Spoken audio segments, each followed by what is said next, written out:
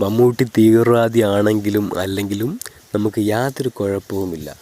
തീവ്രവാദിയാണെങ്കിൽ പോലീസും പട്ടാളവും കോടതിയും എല്ലാം ഇവിടെ ഉണ്ടല്ലോ, അവർ വേണ്ട രീതിയിൽ കൈകാര്യം ചെയ്തോളും.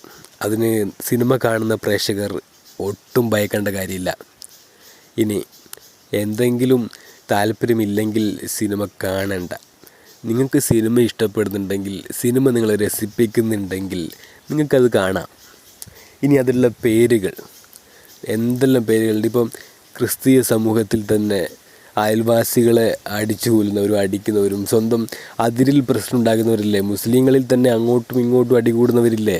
ക്രിസ്ത്യാനികളിലും ഹിന്ദുക്കളിലും എല്ലാത്തിലും മനുഷ്യരല്ലേ എല്ലാവരും. പരസ്പരം അടികൂടുന്നവരും സ്നേഹിക്കുന്നവരും എല്ലാമാണ്. എല്ലാ തരത്തിലുള്ള പ്രശ്നങ്ങളും എല്ലാ വിഭാഗത്തിലും ഉണ്ട്. അതുകൊണ്ട് ഇപ്പം ഒരു സിനിമയിലെ മമ്മൂട്ടി ഏതായാലും നായകനാണ്.